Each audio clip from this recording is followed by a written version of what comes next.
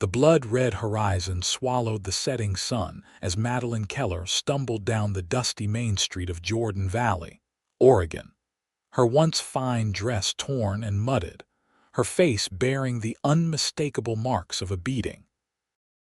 The year was 1885, and this remote frontier town nestled against the Idaho border had seen its share of hardship. But the sight of the battered young woman caused even the most hardened locals to pause in their evening routines. Madeline collapsed against the weathered hitching post outside the town's only saloon, her breath coming in ragged gasps. Her auburn hair hung loose around her bruised face, and her green eyes, normally bright with life, were dull with pain and humiliation. She had walked nearly 10 miles from the Blackwell Ranch after what had happened, and her body was giving out. "Miss, you all right there?" A deep voice cut through her haze of pain. She looked up to see a tall figure silhouetted against the saloon's golden light. As he stepped closer, she could make out his features rugged and sun-weathered, with concerned blue eyes beneath the brim of a well-worn Stetson. He was dressed like most cowboys in these parts, but something in his bearing suggested he wasn't just another saddle tramp. "They said I deserved it," she whispered, her voice cracking with emotion and exhaustion. The cowboy knelt beside her, his expression hardening as he took in the extent of her injuries. When he spoke, his voice was low and dangerous, like distant thunder. "Then they deserve my fury." He helped her to her feet with surprising gentleness. "Name's Griffin James. Most folks just call me Griff. I'm going to get you to Doc Wilson's place." Madeline nodded weakly, allowing him to support her weight. "Madeline Keller," she managed, "but it's just Maddie now." Griffin's steady arm around her waist was the only thing keeping her upright as they made their way down the street toward the doctor's modest home. Curious eyes followed them from doorways and windows, but the townsfolk kept their distance. In Jordan Valley, people minded their own business. It was safer that way. "What happened to you?" Griffin asked, his voice gentle but firm. Madeline shook her head slightly, wincing at the pain the movement caused. "It's a long story, Mr. James." "Well, I reckon we've got time," he replied as they reached the doctor's door. "And it's just Griff." Dr. Wilson was a balding man in his 60s with kind eyes and steady hands. He ushered them inside without question, immediately directing Griffin to help Madeline to the examination room. "My goodness, child," the doctor murmured as he carefully assessed her injuries. "Who did this to you?" Madeline's eyes filled with tears. "The Blackwell boys," she whispered. "Victor and his brothers." Griffin's jaw tightened at the mention of the name. The Blackwells were the wealthiest ranchers in the area, with a reputation for ruthlessness that extended far beyond Jordan Valley. "She needs to stay here tonight," Dr. Wilson told Griffin. "She's got a couple of cracked ribs, extensive bruising, and she's exhausted." Griffin nodded, his expression unreadable. "I'll be back in the morning, Miss Keller," he said, tipping his hat. "You rest now." Before he could leave, Madeline reached out and caught his wrist. "Please," she said, her voice barely audible, "don't go after them, not yet. Not until I can tell you everything." Something passed between them in that moment, an understanding, a promise. Griffin covered her hand with his own. "I'll wait," he agreed, "but not forever." As promised, Griffin returned to the doctor's house early the next morning, bringing fresh clothes he'd purchased from the general store. Madeline was sitting up in bed, looking marginally better after a night of rest, though the bruises on her face had darkened to a deep purple. "Morning, Miss Keller," he said, setting the bundle on the foot of the bed. "Thought you might need these." "Thank you," she replied, genuinely surprised by his thoughtfulness. "You didn't have to do that." Griffin shrugged. "Seemed the decent thing to do." He pulled up a chair and sat down. "I reckon it's time you told me what happened." Madeline smoothed the blanket over her lap, gathering her courage. I came to Jordan Valley 6 months ago to work as a schoolteacher. The town had advertised for someone with proper education, and I just finished my training back east in Boston. Griffin nodded, encouraging her to continue. Things were good at first. The children were wonderful, and I felt like I was doing something meaningful. Her expression darkened. Then Victor Blackwell started coming around. His family practically owns this town, and he acts like he owns everything in it, including the women. Griffin's hands curled into fists, but he remained silent. He asked me to accompany him to the Founders' Day dance last month. I declined politely, saying I didn't think it would be appropriate. He seemed to accept it, but then he started spreading rumors, horrible things about my character, my past. Tears welled in her eyes. Yesterday, he and his brothers cornered me after school. They said if I was going to act like a woman of loose morals, then I should be treated like one. Griffin stood abruptly, pacing the small room. And no one stopped them. No one helped you. A few people saw, but they turned away. The Blackwells have too much power here. She wiped away a tear. When I fought back, it only made them angrier. Victor said I deserved everything I got for rejecting him publicly. Griffin stopped pacing and looked at her directly. No one deserves what they did to you, Miss Keller. No one. Call me Maddie, please, she said quietly. After what you've done for me, we shouldn't stand on formality. All right, Maddie. He sat back down, leaning forward with his elbows on his knees. What do you want to do now?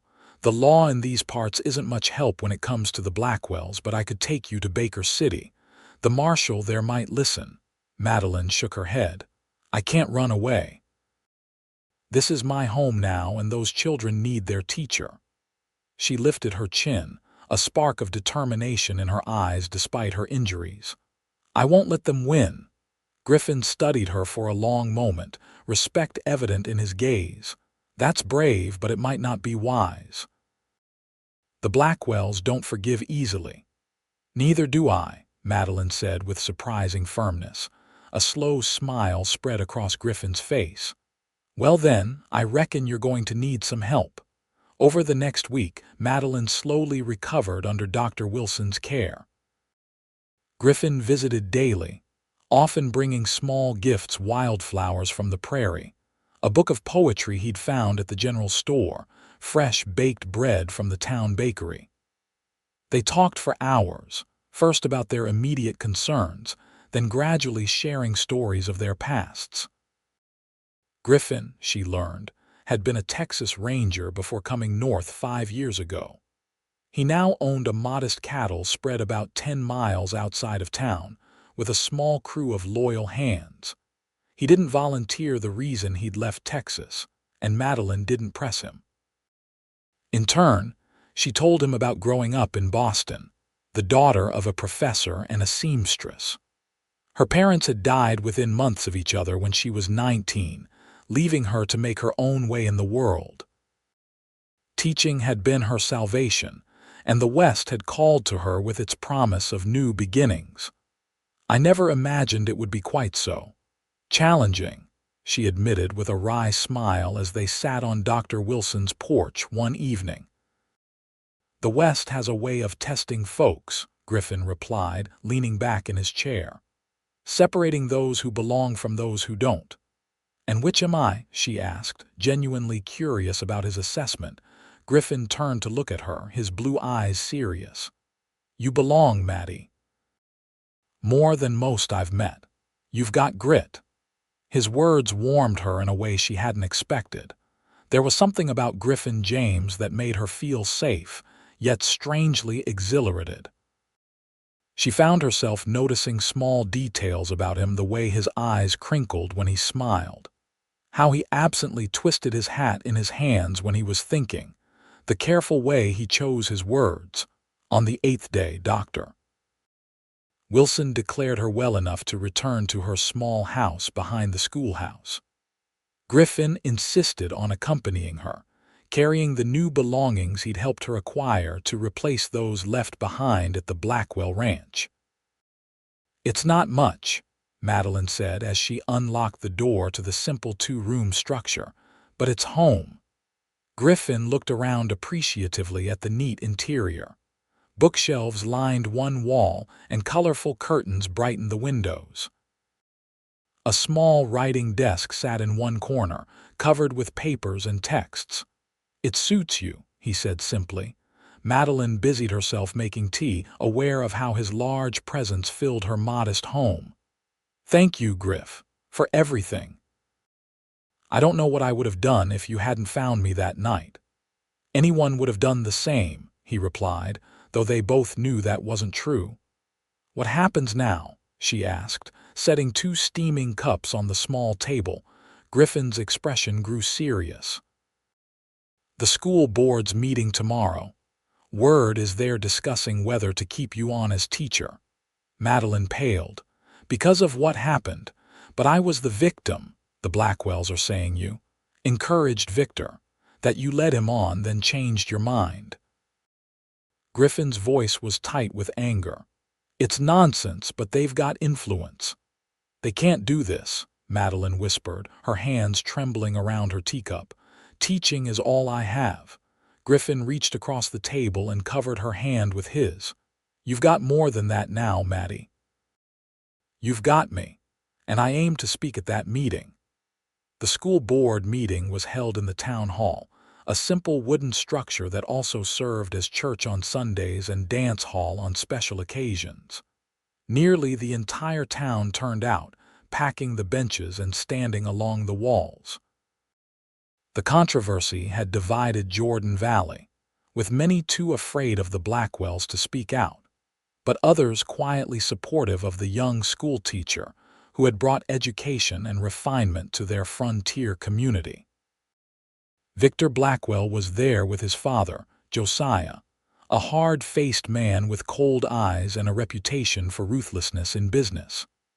They sat in the front row, confident in their power over the proceedings.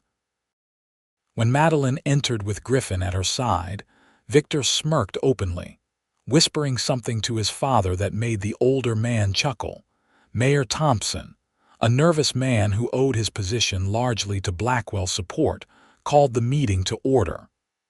"We're here to discuss the unfortunate situation involving our schoolteacher, Miss Keller, and to determine if her continued employment is in the best interest of the community." Josiah Blackwell stood immediately. "My boy Victor has already told you what happened." The woman led him on, then cried foul when he responded to her advances. "She's not fit to teach our children." Murmurs rippled through the crowd. Madeline sat rigid, her face pale but composed, refusing to show weakness. Griffin rose slowly, his imposing figure commanding attention.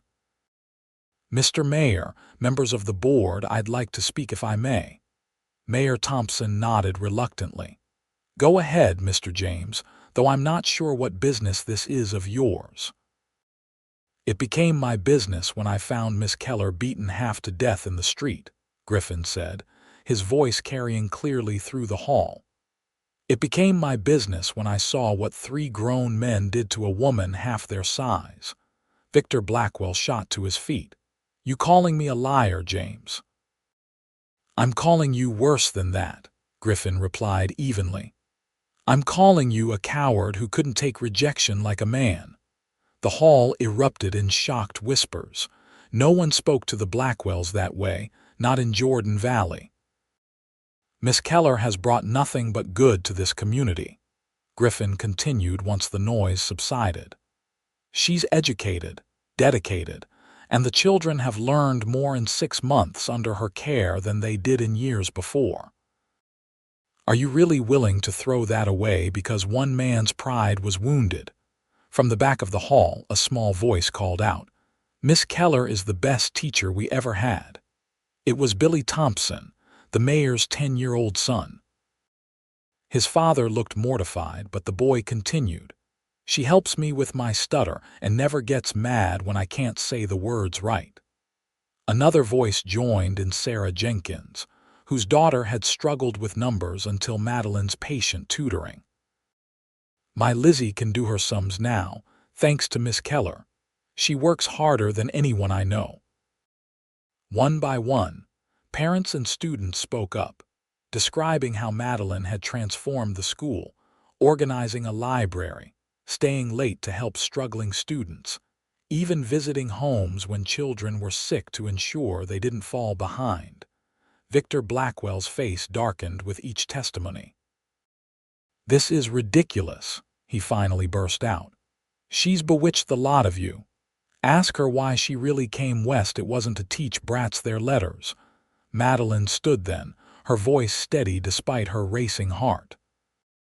"I came west because I believe education is a right that belongs to everyone, not just those born to privilege in eastern cities. I came because I wanted to make a difference." She looked directly at Victor.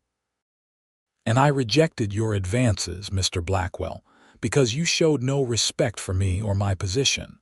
What happened afterward was not my fault, and I will not allow you to twist the truth to protect your reputation." A hush fell over the room. No one had ever challenged a Blackwell so publicly before. Mayor Thompson cleared his throat. "Well, I think we've heard enough. The board will vote now on Miss Keller's continued employment." To everyone's surprise, including his own, the vote was unanimous in Madeline's favor. The tide of public opinion had shifted decisively, and even those board members normally under Blackwell influence couldn't ignore it. As the meeting disbanded, Madeline found herself surrounded by well-wishers' parents, students, and townspeople who had finally found the courage to stand against the Blackwell tyranny. Griffin stood back, watching with a smile as she accepted their support with grace and gratitude. The victory was sweet but fragile. As they left the hall, Griffin took Madeline's arm, his expression serious. "The Blackwells won't take this lying down. They've been humiliated publicly, and that's something they won't forget." Madeline nodded, the elation of the moment tempered by reality. "What should we do?" "For now, you go on teaching. Show them they can't intimidate you." Griffin's hand tightened slightly on her arm. "And I'll be watching your back." True to his word, Griffin became a constant presence in Madeline's life over the following weeks. He escorted her to and from school each day, taking the hour-long ride from his ranch without complaint. He helped repair the broken lock on her back door, reinforced her windows, and taught her how to use the small revolver he insisted she keep nearby. The children were delighted by his visits, especially when he brought his horse, Thunder, a magnificent black stallion that allowed even the smallest students to pet his nose. Griffin, to Madeline's surprise, had a natural way with the children, answering their endless questions about ranch life with patience, and often entertaining them with carefully edited tales from his ranger days. As April turned to May, the tension with the Blackwells seemed to ease. Victor and his brothers avoided town when Madeline was present, and rumors suggested Josiah had business interests in California that were demanding his attention. Life in Jordan Valley began to return to its normal rhythms, and Madeline dared to hope the worst was behind them. She and Griffin settled into a comfortable routine, sharing meals, talking late into the evening, and gradually revealing more of themselves to each other. Madeline learned that Griffin had left the Rangers after a violent confrontation with a cattle rustler, had left the man dead justified by law, but haunting to Griffin's conscience. He had come north seeking peace and a simpler life.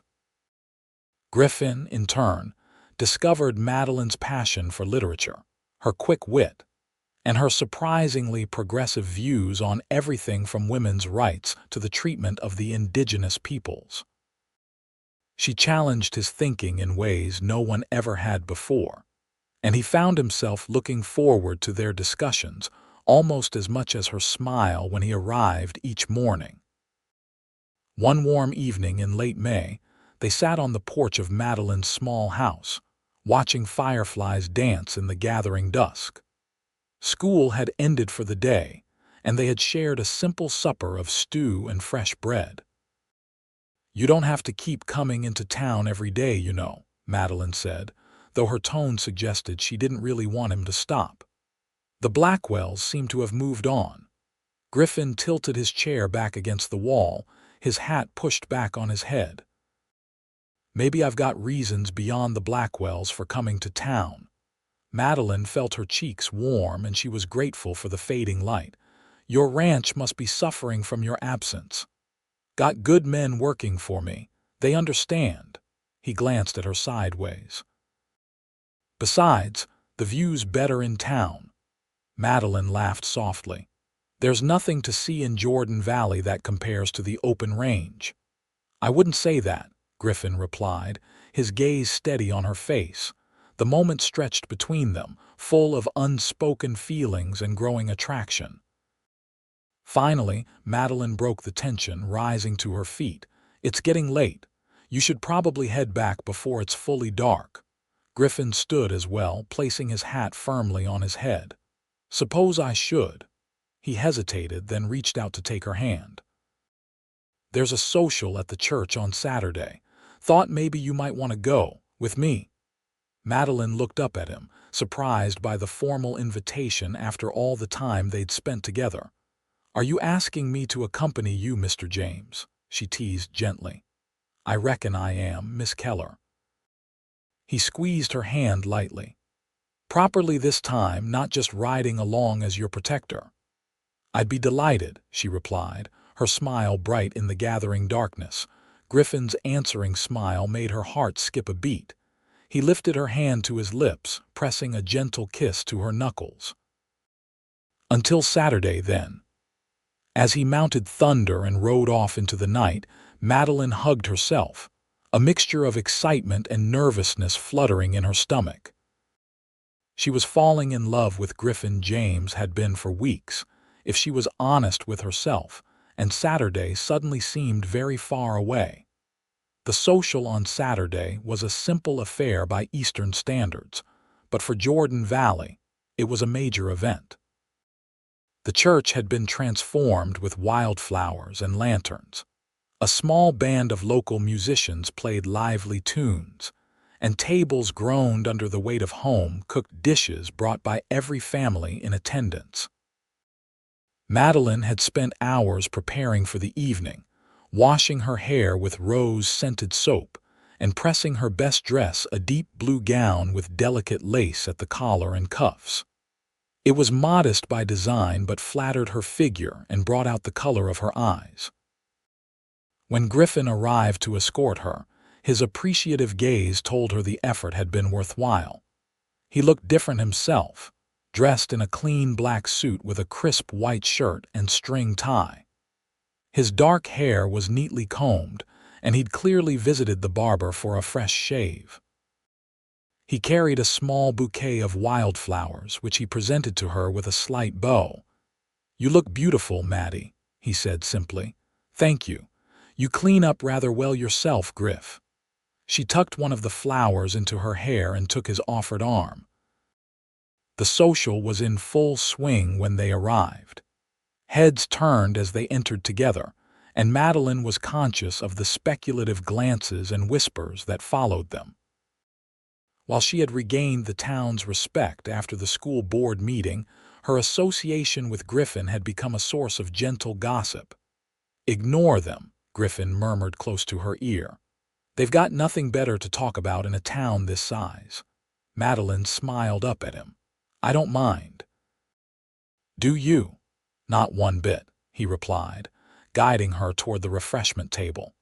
They spent the evening dancing, talking with neighbors, and enjoying the simple pleasures of community life. Griffin proved to be a surprisingly good dancer, moving with a natural grace that belied his rugged exterior. Madeline felt lighter than she had in months, laughing freely as he spun her around the floor. During a break in the music, they stepped outside for some air. The night was clear and cool, stars scattered like diamonds across the velvet sky.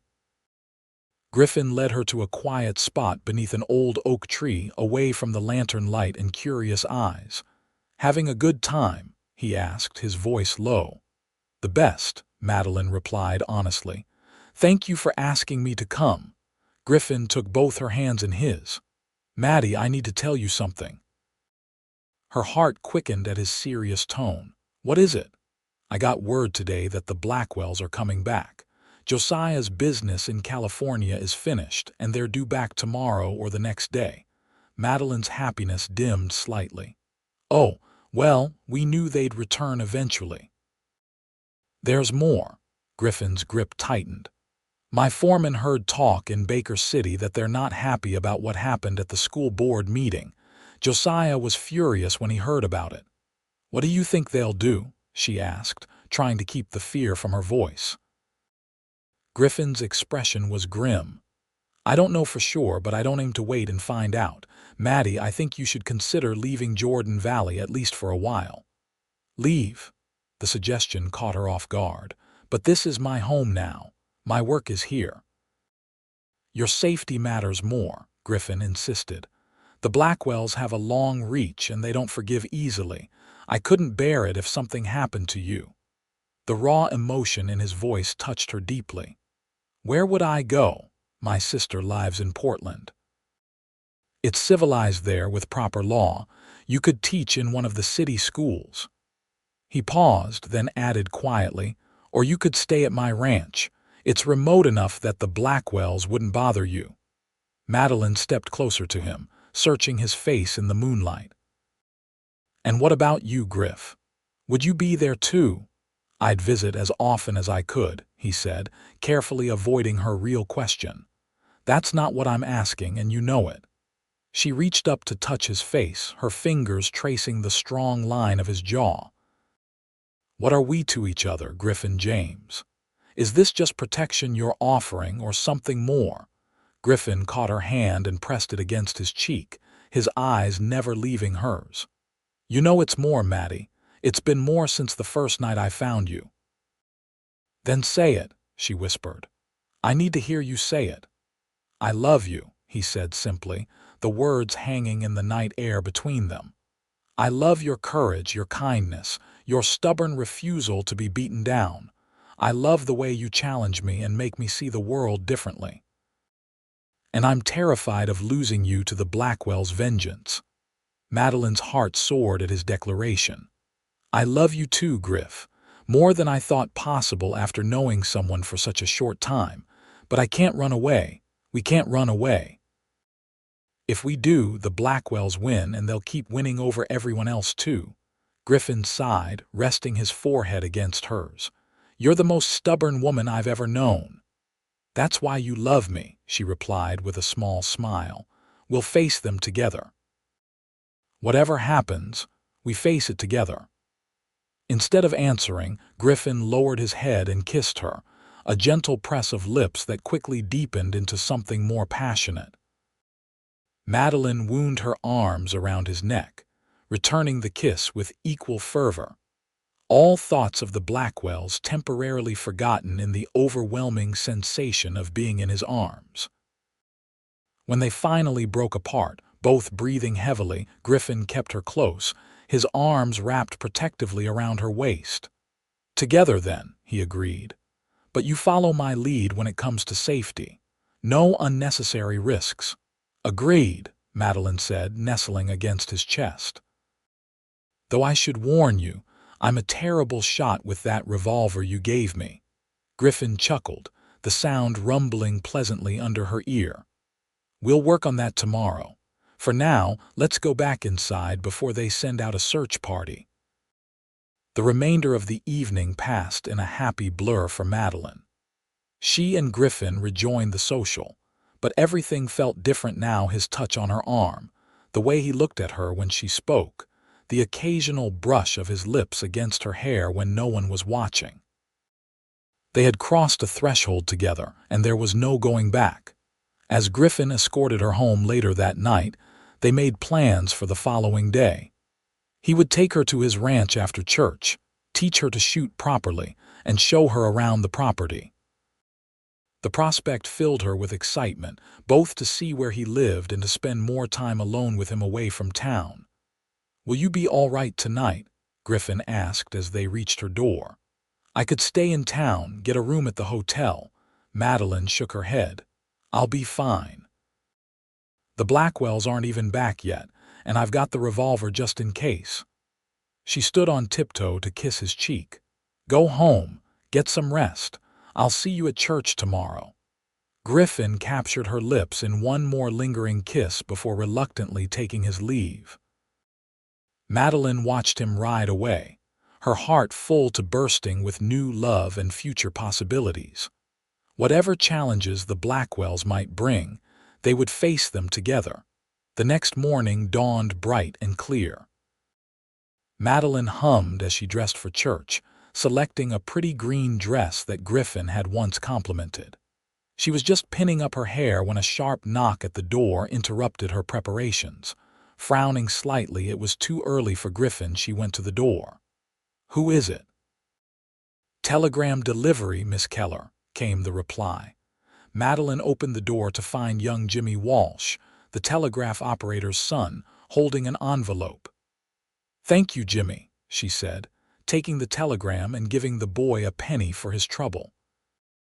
She closed the door and opened the envelope, curious about who might be sending her a message. The contents made her blood run cold. "James Ranch burning. Hands injured. Come quickly. Bring doctor." There was no signature, but the implications were clear. Griffin was in trouble. Without hesitation, Madeline grabbed her shawl and the revolver, rushing out the door toward Dr. Wilson's house. The fear that gripped her was unlike anything she'd ever experienced, not for herself, but for Griffin. Dr. Wilson was just finishing breakfast when she arrived, breathless and frantic. "It's Griffin," she explained, showing him the telegram. "We need to go now." To his credit, the elderly doctor asked no questions, simply gathering his medical bag and following her outside. "We'll take my buggy," he said. "It's faster than walking, and we can bring back anyone who's hurt." The 10-mile journey to Griffin's ranch seemed endless. Madeline sat rigid beside Dr. Wilson, scanning the horizon for any sign of smoke. As they crested the final hill, her heart sank. There was no fire, no smoke, no sign of disturbance at all. The neat cluster of buildings that made up the James Ranch looked peaceful in the morning sun. "Something's not right," she murmured, her hand instinctively moving to the revolver hidden in the folds of her dress. Dr. Wilson slowed the buggy. "Maybe the fire's already out." Before Madeline could respond, riders emerged from behind the barn, 4 men, their faces obscured by bandanas. The Blackwells. It had been a trap, and she had walked right into it. "Turn around," she urged the doctor. "Quickly." But it was too late. The riders had spotted them and were galloping toward the buggy, cutting off any chance of escape. Dr. Wilson pulled the horses to a stop, his aged face creased with worry. "Stay behind me," Madeline whispered, gripping the revolver tightly. Victor Blackwell pulled up alongside the buggy, yanking down his bandana to reveal a smirking face. "Well, if it isn't the schoolmarm, right on schedule." He glanced at Dr. Wilson. "Brought company too, how thoughtful." "Where's Griffin?" Madeline demanded, trying to keep her voice steady. Victor laughed. "James, probably still at church, wondering where his little sweetheart disappeared to." His expression hardened. "He'll figure it out soon enough, but by then it'll be too late." "Let Dr. Wilson go," Madeline said, meeting Victor's gaze defiantly. "He has nothing to do with this." Victor seemed to consider the request. "The doc can go after he patches up what's left of you when we're done. I owe you for the humiliation you caused me, and payment's due." Madeline felt cold fear wash over her, but she refused to show it. She had trusted Griffin for protection for too long. Now she would need to protect herself. In one swift motion, she drew the revolver and aimed it at Victor's chest. "Back away now, all of you, or I'll shoot," she ordered, her hand remarkably steady. Victor's eyes widened in surprise, then narrowed with malicious amusement. You won't shoot anybody, schoolmarm. You haven't got it in you. Try me, Madeline replied coldly. Griffin taught me well. For a moment, doubt flickered across Victor's face. Then one of his brothers spoke up from behind him. She's bluffing, Vic. Look at how she's holding it. She's never fired that thing in her life. It was true, despite Griffin's promise to teach her.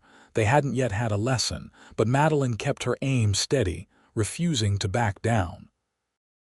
First time for everything, Mr. Blackwell. Now back away from the buggy. Victor's patience snapped. He lunged forward, grabbing for the gun. Madeline pulled the trigger instinctively, the explosion deafening in the quiet morning air. The bullet went wild, missing Victor entirely, but the sound spooked the buggy horses, which reared and bolted. Dr. Wilson struggled to control the panicked animals as the buggy lurched forward, directly toward two of the Blackwell brothers. They scattered, but in the confusion, Victor managed to grab Madeline's arm, yanking her roughly from the vehicle. She hit the ground hard, the revolver flying from her grasp. Victor was on her instantly, pinning her down with his weight. "Now you've really made me angry," he growled, his face inches from hers. "And there's no one here to save you this time." Madeline fought with everything she had, kicking, scratching, and twisting beneath him. She managed to land a solid blow to his jaw, but it only enraged him further. He slapped her hard across the face, dazing her momentarily.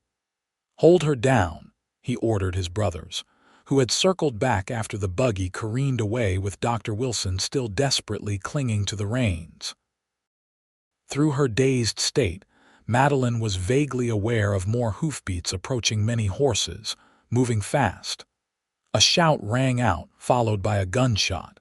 The weight on top of her suddenly lifted as Victor was yanked backward. "Get your filthy hands off her." The voice was Griffin's, filled with a fury Madeline had never heard before. She struggled to sit up, blinking to clear her vision. Griffin stood over Victor, his gun pointed at the man's head. Behind him were at least 10 riders, his ranch hands, armed and grim-faced. "How did you know?" Victor spat, blood trickling from his split lip. "Jimmy Walsh may be your cousin, but he's a good kid who doesn't hold with hurting women," Griffin replied coldly. "He came straight to church after delivering that fake telegram." Madeline stumbled to her feet, relief washing over her at the sight of Griffin unharmed. He glanced at her, his eyes quickly assessing her condition before returning to Victor. "Are you hurt, Maddie?" he asked, not lowering his gun. "I'm all right," she assured him, moving to his side. "Doctor." "Wilson, my men are going after the buggy," Griffin said. "He'll be fine." Victor's brothers had been disarmed by Griffin's hands and stood sullenly under guard. Victor himself still glared defiantly up at Griffin from where he lay in the dirt.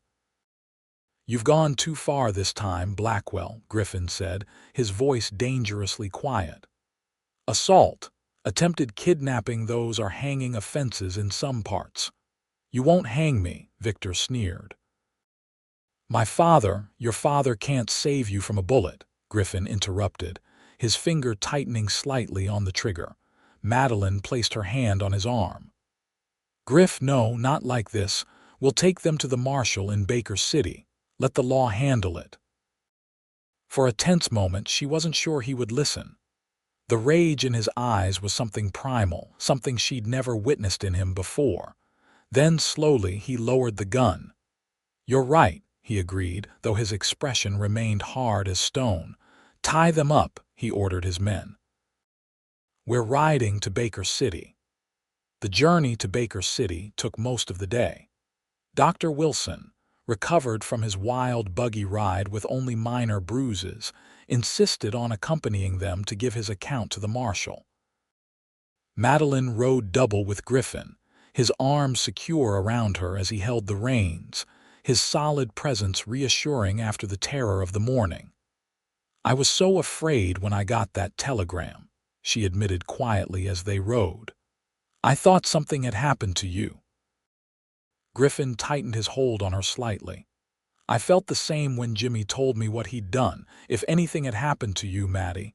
But it didn't, she reminded him. We're both safe. This time, he said grimly. But Josiah Blackwell won't take his son's arrest lightly. This isn't over. Madeline turned slightly to look up at his face. Whatever comes next, we'll face it together. That was our agreement, remember? The hard lines of his expression softened slightly. I remember. Marshal Benjamin Collins was a former Union Army officer with a reputation for fairness and incorruptibility. He listened carefully to all accounts of what had transpired, taking detailed notes and asking pointed questions.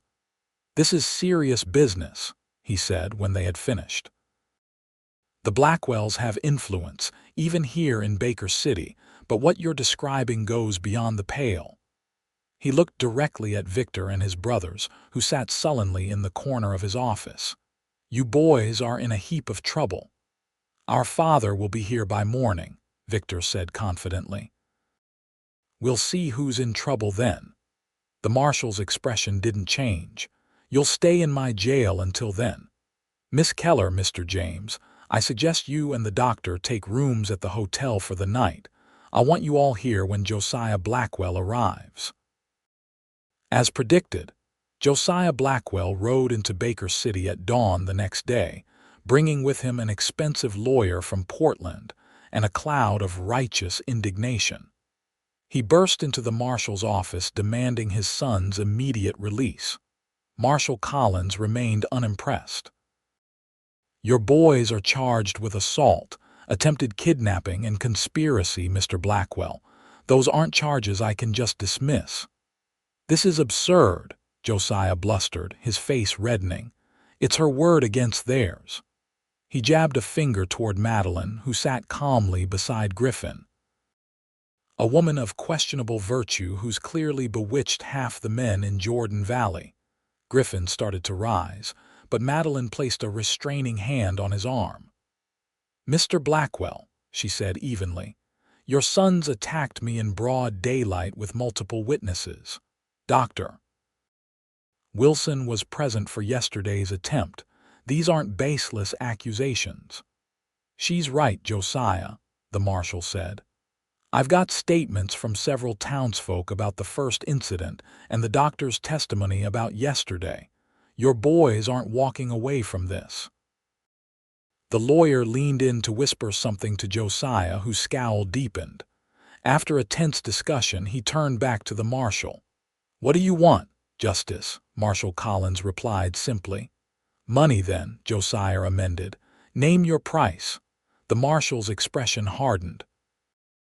"I'm not for sale, Mr. Blackwell, but I am practical. Your sons could face serious prison time for what they've done." Another whispered conference with the lawyer followed. Finally, Josiah addressed Madeline directly. "What do you want, Miss Keller? To see my boys in prison." "Will that satisfy you?" Madeline considered the question carefully. The truth was, she wanted the Blackwells' reign of terror over Jordan Valley to end, but she wasn't vindictive by nature. She glanced at Griffin, who gave her a slight nod, trusting her judgment. "I want your guarantee that your family will leave me and Griffin alone," she said firmly. "I want your word that the harassment of Jordan Valley's citizens stops today, and I want a public apology for the lies spread about me." Josiah's face twisted with distaste. "You expect me to apologize publicly to a schoolteacher?" "Yes," Madeline replied simply. "Those are my terms. Meet them and I won't press for the maximum penalties for your sons." The room fell silent as Josiah weighed his options. Finally, he gave a curt nod. "Fine, you'll have your apology. And my sons will leave you be provided you both stay away from our affairs as well." "One more thing," Griffin added, speaking for the first time since Josiah's arrival. "Your family stays out of school board matters. Miss Keller's position is secure for as long as she chooses to teach in Jordan Valley." Josiah's eyes narrowed, but after a moment he nodded again. "Agreed. Now release my sons." Marshal Collins looked to Madeline and Griffin. "Are you satisfied with these terms?" They exchanged a glance, then both nodded. It wasn't perfect justice, but it was a practical solution that would allow Jordan Valley to move forward without the cloud of Blackwell retaliation hanging over it. "I'll draw up the agreement," the marshal said. "Everyone signs, including witnesses, and we file a copy with the circuit judge. Break the terms and the original charges can be reinstated." By mid-afternoon, the agreement was signed, the Blackwells were released, and Madeline found herself standing on the boardwalk outside the marshal's office, watching the Blackwell party mount up for the ride back to Jordan Valley. "You think they'll honor it?" she asked Griffin quietly. He slipped an arm around her waist. "Josiah will. He's a businessman first, and this was a business decision. His pride's hurt, but his wallet and his son's freedom matter more." Madeline leaned against him, suddenly exhausted by the events of the past 2 days. "I'd like to go home now." Griffin pressed a kiss to her temple. "Let's go then. Doc Wilson's ready when we are." The ride back to Jordan Valley was peaceful, the spring countryside bursting with wildflowers and new growth. Madeline dozed against Griffin's chest for much of the journey, emotionally drained but content in the knowledge that the threat hanging over them had finally been neutralized. When they reached town, Griffin took her directly to her small house behind the school. Dr. Wilson bid them farewell, promising to spread the news of the agreement with the Blackwells throughout the community. Inside, Griffin built a fire to ward off the evening chill while Madeline made tea. They moved around her small kitchen with comfortable familiarity, as if they had been doing so for years rather than weeks. "What happens now?" Madeline asked as they settled before the fire, her head resting against his shoulder, Griffin's arm tightened around her. Now we live our lives without looking over our shoulders." "That sounds wonderful," she murmured. "But I meant with us, Griff. What happens with us now?" Griffin shifted, turning to face her fully. "I've been thinking about that a lot." He took her hands in his. "I'm not a man of fancy words, Maddie. I'm just a rancher who was lucky enough to find you that night, but I know what I want, and that's to spend the rest of my life with you." Madeline's heart skipped a beat. "Are you proposing, Griffin James?" A smile tugged at his lips. "I reckon I am, though I'd planned something more romantic than sitting in your parlor after 2 days of dealing with the Blackwells." Madeline laughed, joy bubbling up inside her. "I can't think of anything more romantic than being with the man I love after we've faced down our demons together." She squeezed his hands. "Yes, Griff, yes, I'll marry you." Griffin's smile broadened into a grin. He reached into his pocket and pulled out a small velvet pouch. "I've been carrying this around for a week, waiting for the right moment." He tipped a simple but elegant gold ring with a small pearl into his palm. "It was my mother's. I'd be honored if you'd wear it." Tears of happiness filled Madeline's eyes as Griffin slipped the ring onto her finger. It fit perfectly, as if it had been made for her. "It's beautiful," she whispered. "I'll treasure it always." Griffin cupped her face in his hands and kissed her tenderly, a kiss full of promise and future dreams. When they finally broke apart, both were breathless and smiling. "When?" he asked simply. "Soon," Madeline replied. "I don't want to wait." "Neither do I," Griffin agreed. "The church social committee will be beside themselves with excitement. They love a wedding." Madeline laughed again, nestling against him. "Let them plan whatever they want. All that matters is that we'll be together." True to Madeline's prediction, the news of their engagement spread through Jordan Valley like wildfire, and the town embraced the celebration with enthusiasm. The wedding was set for July, giving the community time to prepare while still satisfying the couple's desire not to wait too long. The Blackwells, true to their word, made a public apology at the next town meeting, though it was delivered through gritted teeth. Victor and his brothers left shortly afterward for their family's holdings in California, removing the most volatile elements from the situation. Life settled into a new and pleasant routine for Madeline and Griffin. She continued teaching, while he divided his time between his ranch and helping with improvements to the schoolhouse. They spent evenings planning their future, deciding that Madeline would move to the ranch after the wedding but continue teaching in town. Griffin promised to build an extension to the ranch house, including a library for her books and a proper study where she could work on lessons. On warm weekends, they rode out to explore the surrounding countryside, picnicking by streams and discovering hidden meadows bursting with wildflowers. Griffin taught Madeline to shoot properly, as promised, and was impressed by her natural aptitude once she overcame her initial nervousness. "You're a better shot than half my hands," he remarked with pride after she hit 5 bottles in a row from 30 paces. Madeline lowered the revolver with satisfaction. "Let's hope I never need to use this skill again." "Amen to that," Griffin agreed, wrapping his arms around her from behind. "But I sleep better knowing you can protect yourself if needed." As their wedding day approached, Madeline found herself reflecting on the strange journey that had brought her to this point. When she had accepted the teaching position in Jordan Valley, she could never have imagined the challenges she would face or the love she would find. The memory of that terrible night when the Blackwells had attacked her no longer held the same power over her. It had been transformed into the beginning of something beautiful, the night when Griffin James had entered her life with a promise of protection that had blossomed into so much more. The wedding day dawned clear and perfect, the kind of summer day that seemed made for celebrations. The entire town turned out, the church decorated with wildflowers and ribbons, the reception afterward a joyous community affair with music, dancing, and enough food to feed twice their number. Madeline wore a gown of ivory silk, ordered from Portland with the help of the town's seamstress. Griffin, handsome in a new black suit, couldn't take his eyes off her as she walked down the aisle on Dr. Wilson's arm, the elderly doctor having offered to stand in for her father.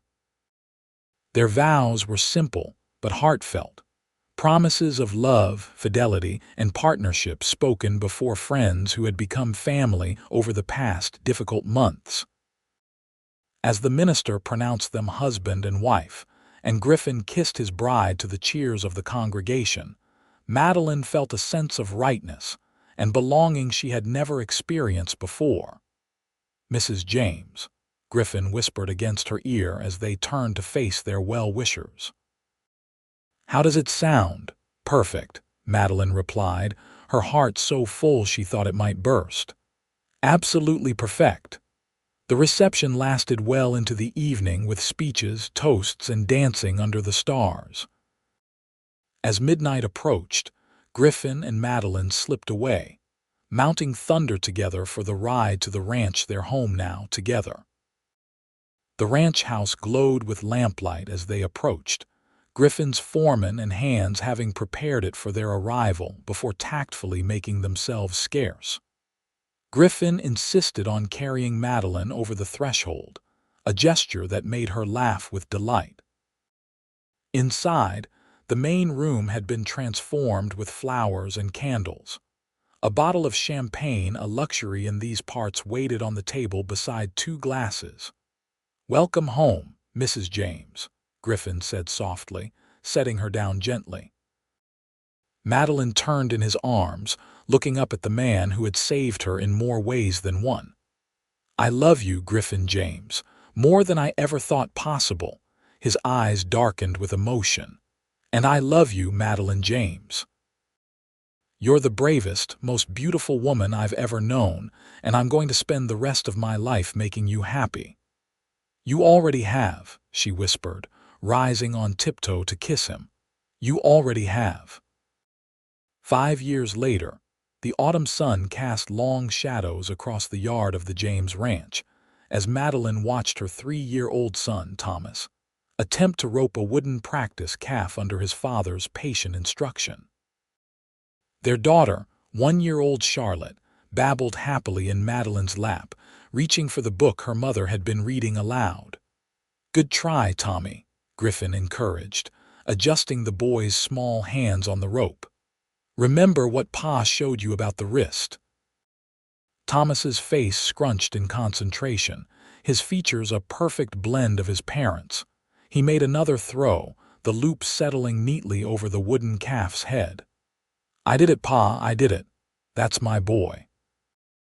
Griffin swept him up for a celebratory hug, his proud gaze meeting Madeline's over their son's head.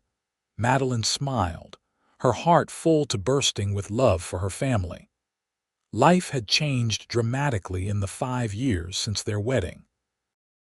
The ranch had prospered under Griffin's careful management, expanding to become one of the most successful operations in the county. Madeline had continued teaching until Thomas was born, then reluctantly given up her position to focus on raising their children and managing the growing household. She hadn't abandoned education entirely, however. Twice a week, she held classes at the ranch for the children of their workers and neighboring homesteaders who lived too far from town to attend the Jordan Valley School regularly. Griffin had built her a small schoolhouse as a gift after Thomas was born, complete with desks, a blackboard, and shelves of books ordered from as far away as Boston and New York. The Blackwells had kept their word, leaving the James family and Jordan Valley largely in peace. Josiah had passed away 2 years earlier, and Victor had sold most of their Oregon holdings, preferring the more cosmopolitan atmosphere of San Francisco to the frontier. The power they had once wielded over the community had faded, replaced by a more equitable balance among the area's families and businesses. "Mama, story," Charlotte demanded, patting the book impatiently. Madeline kissed her daughter's dark curls. "Yes, sweetheart, let's finish our story." Griffin set Thomas down, ruffling his hair. "Go help your mama with the story. I need to check on that new colt before supper." As Griffin strode toward the barn, Madeline watched him with the same admiration and love she'd felt since those early days. He had been her protector, become her lover, and now was the father of her children and partner in all things. The journey hadn't always been easy, but every step had led them here, to this life they'd built together. "They said I deserved it," she had whispered that night, broken and afraid. "Then they deserve my fury," he had replied, a promise that had changed everything. That fury had transformed into a fierce love that sustained them through challenges and joys alike. Together, they had proven that justice could prevail, that love could heal wounds both physical and emotional, and that a new life could rise from the ashes of pain and betrayal. As Thomas settled against her side and Charlotte turned pages in the book with clumsy fingers, Madeline offered a silent prayer of gratitude for the twist of fate that had brought Griffin James into her life that terrible night in Jordan Valley. What had begun as her darkest hour had led to a lifetime of light and love, a journey she wouldn't trade for anything in the world. Griffin returned from the barn, his face lighting up at the sight of his family gathered on the porch. He joined them, wrapping an arm around Madeline's shoulders and pulling Thomas onto his lap. "How about I finish the story?" he offered, taking the book from Charlotte's grip. "Then we can all help Mama with supper." As Griffin's deep voice brought the tale to life, Madeline leaned against his solid strength, contentment washing over her. The past was behind them, the future stretched bright before them, and this moment surrounded by love in the home they had built together was everything she had ever dreamed of and more.